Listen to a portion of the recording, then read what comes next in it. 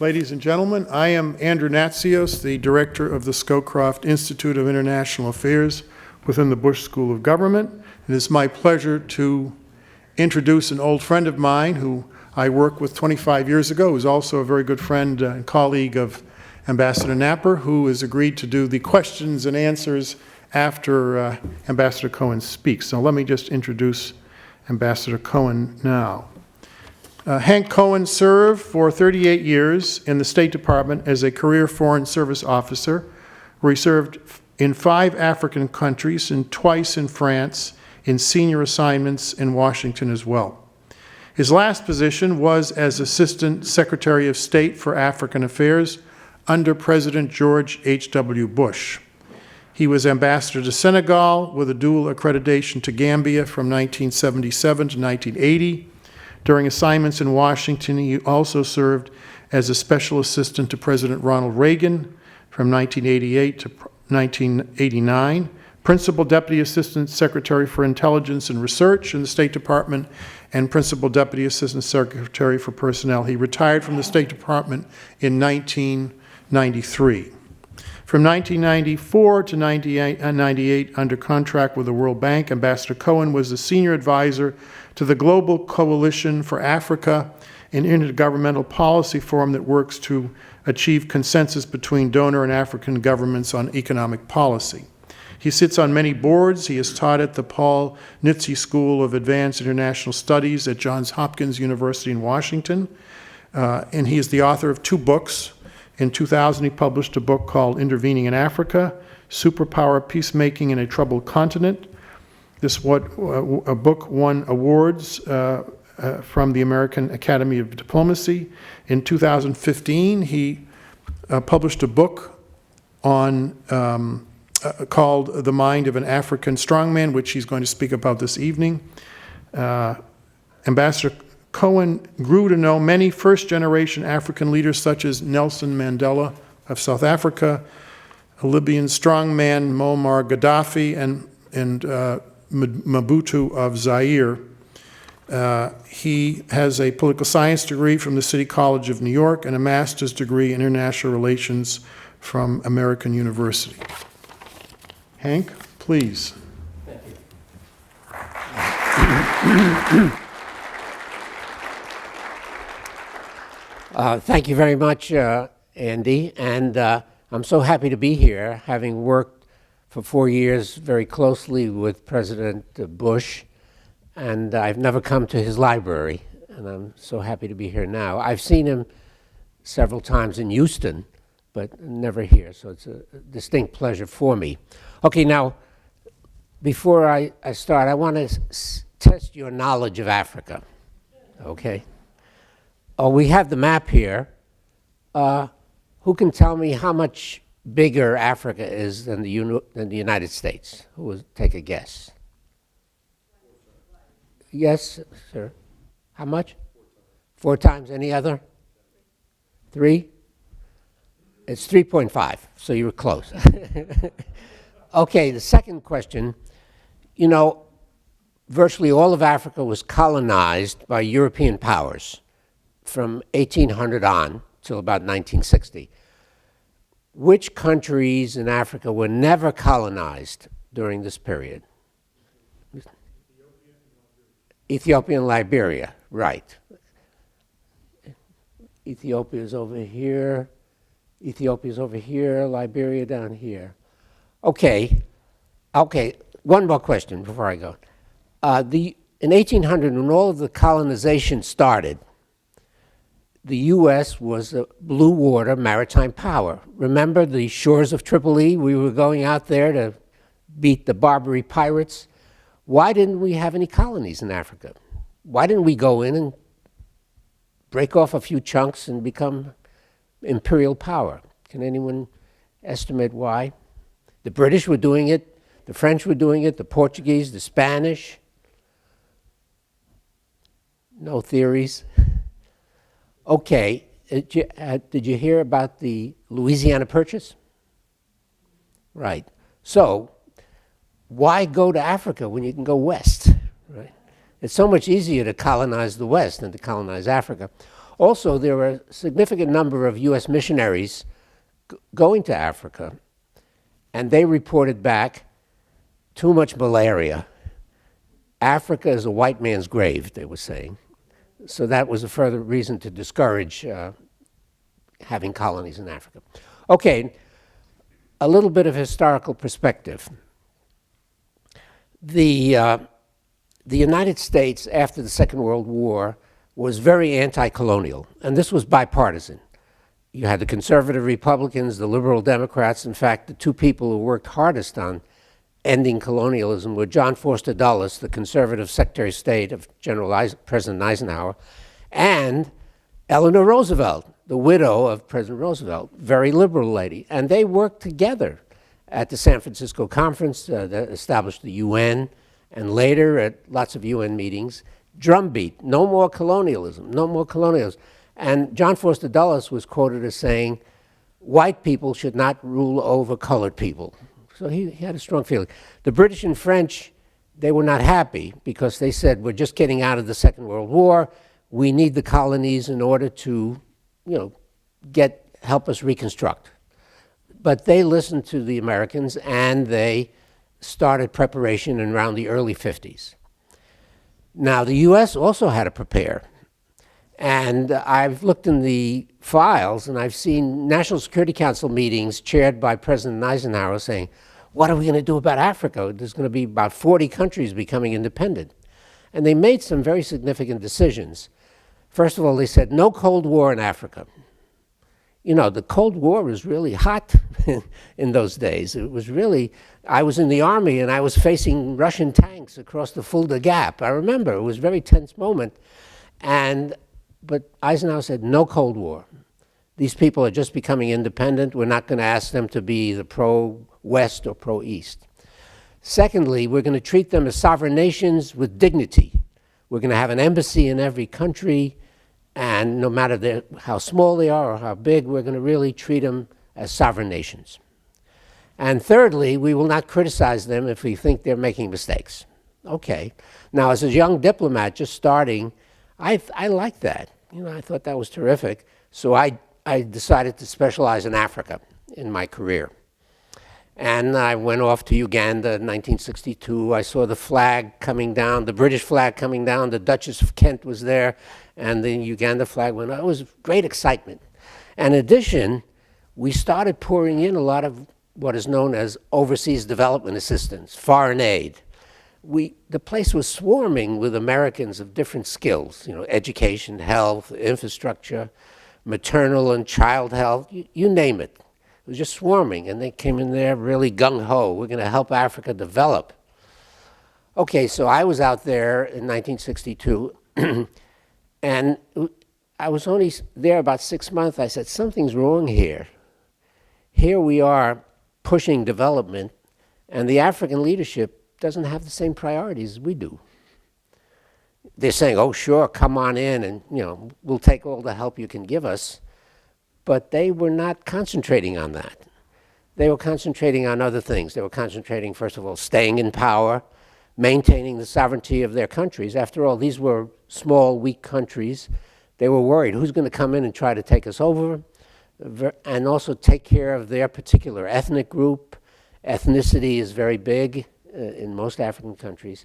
So they did not concentrate on having the right policies that would enable us giving aid to help them develop. So just to give you a couple examples, they decided, under the advice of the British and French socialist parties, to nationalize all enterprises. Just take over. They did it correctly. They paid compensation, and they were forced to run thousands of enterprises, banks, plantations, insurance companies, construction companies, all sorts of things. And unfortunately, they did not manage these enterprises the way they should be managed. In other words, make a profit, reinvest, expand. What they did is they used these enterprises as vast employment centers. Just bring in as many workers as you can, just to give jobs so that they will have political success. So normally, most of these enterprises started to lose money, and in order to keep them going, they had to take money from other things: maintenance, health care, sanitation, infrastructure. So as they were keeping these losing enterprises going, the rest of the economy started to go downhill.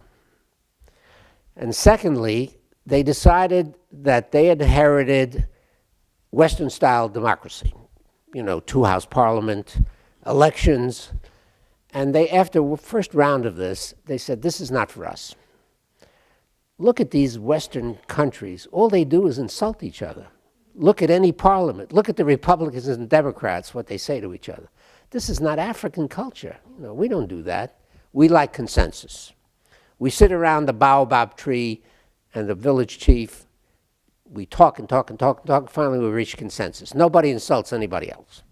So they got rid of the democracy, and they adopted what is called the African one-party state. Now, the African one-party state meant that only one party is allowed, everyone is a member. And it also includes the media, civil society, everything that exists that has a political aspect. So you have the women's groups, the youth groups, the bar association, and also there's only one media, government-controlled media.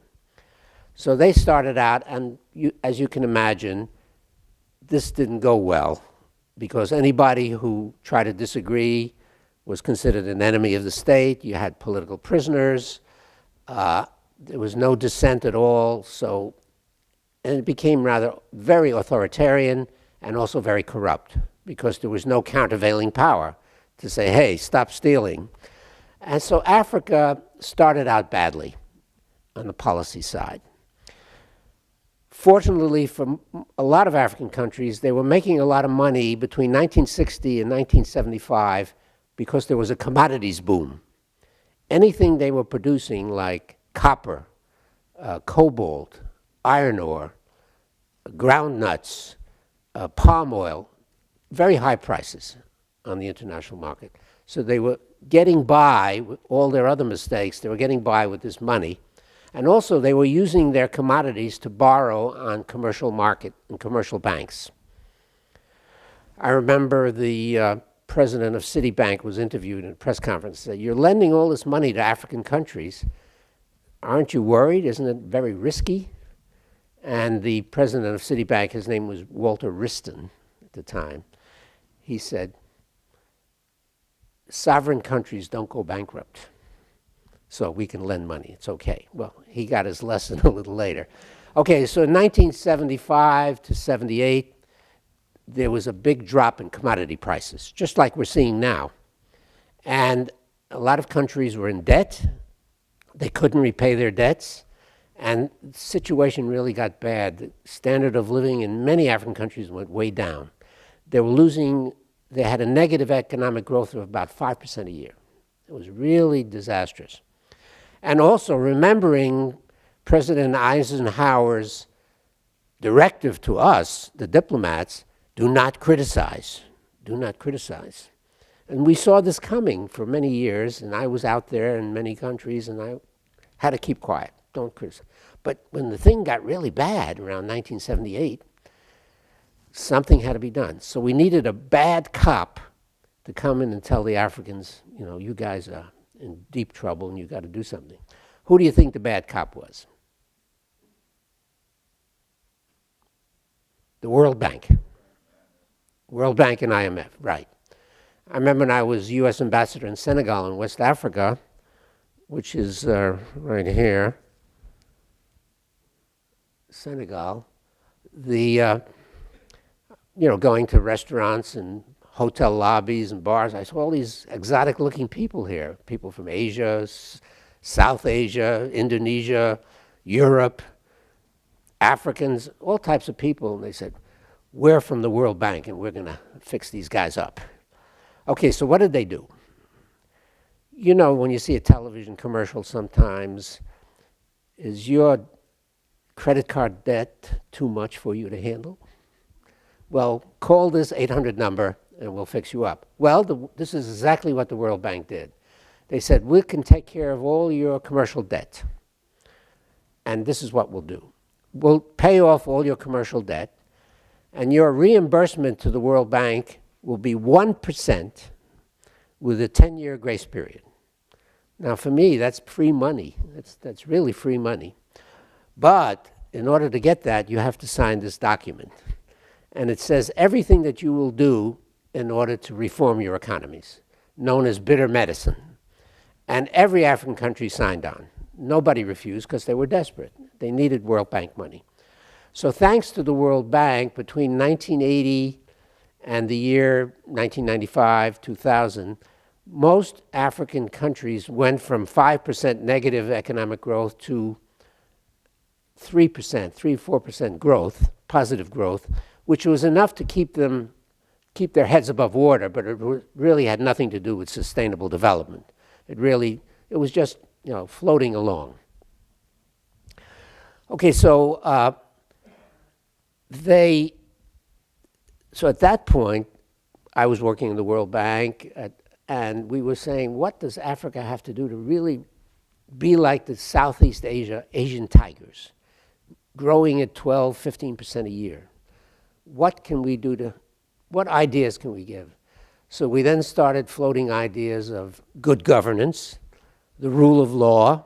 I mean, who's going to invest money? Even your own African people are not going to invest money unless they know their contracts can be upheld in court, and they will have the confidence to invest money. There are a lot of Africans with money, but they have not been investing in their own countries. So we started promoting this. And President Bush, Sr., was the first U.S. president to get involved with promotion of private enterprise in Africa. There was a special office set up in USAID just for that. And it's just kind of poignant for me to think of that, because the first head of that was a gentleman named Weinstein, who you must have read in the paper that he was killed in Pakistan. He had been taken hostage, and he was killed by a U.S. drone strike. And he was the first one to start talking about private sector as a key to development in Africa. And they started programs to do that. And it started to help in a number of countries. Okay, now when you get to the year 2000, there's another commodities boom. China is buying everything. Whatever Africa could produce, China was buying it. I couldn't think of a single commodity that was being exported except maybe bauxite that the Chinese and then the Indians were buying. So there was a lot of new revenue coming in. And Africa started to develop a middle class. Now, we can define middle class as living on $25 a day or better. That constitutes middle class in most African countries. And that started to draw retail. For example, Walmart has 15 stores in Africa now. And a lot of other, Goldman Sachs has an office in Joburg to finance trade. A lot of other, Ford Motor Company has established an assembly plant in Nairobi in Kenya. So things we're starting with this commodities boom and a lot of revenue coming in.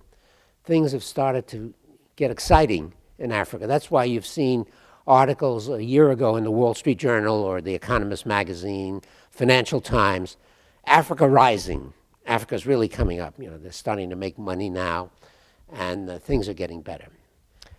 Okay, so here we are in the year 2016, and what has happened with this commodities boom? Well, apart from the development of I would say a small middle class of, say, 10% of the population in many countries, there has not been the structural changes that will really create sustainable development. Very little has been done on excuse me. Very little has been done on infrastructure. Very little has been done to modernize agriculture. Very little has been done to modernize education so that the Africans can get the skills. And also rule of law and things like that are still a long way to go. So the Africans themselves who have money are refraining from investing in their own countries. So now that the commodities boom is over, we can look at a wasted time where so much could have been done with this added revenue, and it has not been done.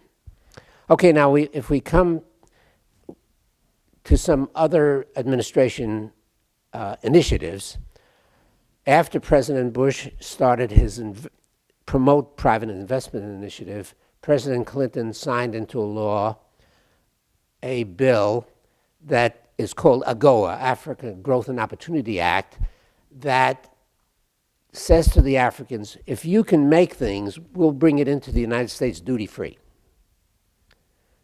That's a big advantage, because if you make a lady sweater in Tanzania, which they're doing a lot of lately, you can sell it in the United States more cheaply than a Chinese lady sweater. And just go ahead, start producing and selling it to the United States.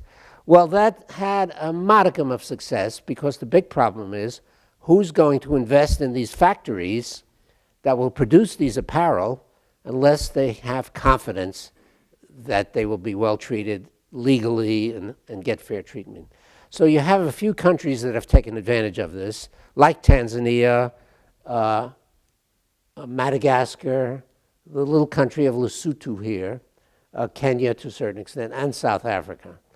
South Africa had an industrial base before it became a majority rule country, and they produce a lot more. For example, BMW parts that are manufactured, where BMW manufactures in the United States, they buy a lot of parts from South Africa, which come in duty-free, and that gives BMW an advantage in their competition in selling cars in the United States.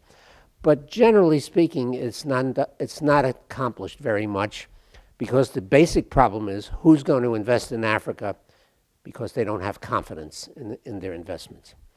Okay, now what about the present administration? The Obama administration has taken two initiatives that, in my view, are very relevant and very good. One is called Power Africa. If you want to make things, how can you make it without power, right? And if you want to make it cheaply, you have to have cheap power. Right now, there's so many countries in Africa that live on diesel generators, the most expensive type of electricity that anyone can have. And what they need is cheap power. So President Obama has started this Power Africa, which is to encourage investors in the power sector using the most economic fuels, like gas, or wind, or solar, or hydro. And this is starting to take off now. This is starting to take off. I'm a consultant to a New York company that invests in power plants. And we now have 4 power plants in 4 different countries in Africa. And it's the cheapest power that these countries have ever seen. And it's all privately financed. And the U.S. government is helping. The Office of Private Investment is helping. Trade and Development Agency is helping. Exim Bank is helping. So this is a very good initiative in my view. It just has to accelerate and do a lot more. And secondly, President Obama has something called Feed the Future, which is to bring modern technology to the agricultural sector. And one of the biggest problems is storage. African farmers produce a lot, but maybe 30% of it is destroyed before it gets to the market. So they need roads to get to the market. They need storage. They need better seeds. They need better techniques. They need land reform to get into the modern agricultural sector. And one thing that really kills me is then the last 10 years of commodity boom,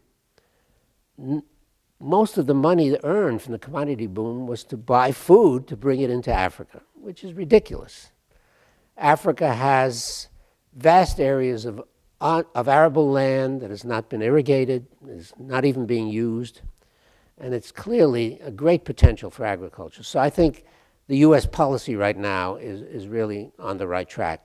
But it all goes back to what are the Africans going to do? What is their attitude? What are their priorities? And that is the hardest thing to figure out. Why can't they do as well as the East Asians who've moved ahead so far, so much more rapidly than the Africans since the 1960s? Is it cultural? It could be.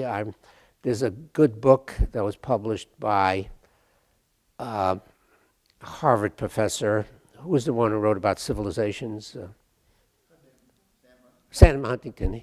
He edited a book saying culture matters. And he had articles from people from different continents. He had an African economist, he had Asians, that sort of. And basically they were saying there are cultural issues as to why some countries do not advance as fast as others. It could be Confucianism in East Asia. There's all sorts of a lot of things. It's sometimes dangerous to discuss this. When I discuss culture with my African friends, they say, you better lay off of that because it could have racial overtones, you see. But anyway, that's the story of Africa and U.S. policy since 1960. I think the U.S. Continues to have good relations with most African countries. Now, why did I write my book?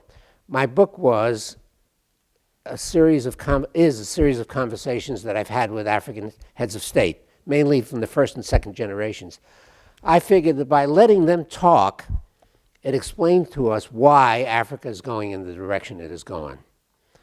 In all of my conversations with African leaders, they never talk about economic development. They'll talk about other things, world politics, American politics, problems of politics in their own countries. I remember President Senghor of Senegal, who was their first president, a country that is 95% Muslim. He was elected their first president, a Roman Catholic. It shows you how tolerant Africans can be. And he said, the only thing he ever said to me, he was a very wise man, we had many conversations. The only thing he said to me once on economics is, you know, the big problem with Senegal is the goat. It just eats up everything, causes erosion, that sort of thing. He never really got into the meat of economic development. And this was true of virtually all of them. They had other priorities, you see. Now there's a new generation coming in to a number of countries, people who have had university educations who understand this, and they are moving into reforms toward sustainable economic development. And I think the future, we see more of these leaders coming to power. I think the future could be bright for Africa.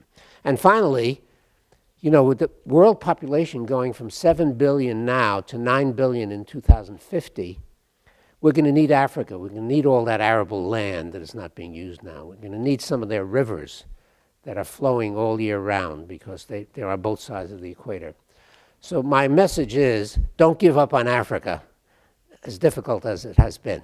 I'll stop there and answer questions. Thank you.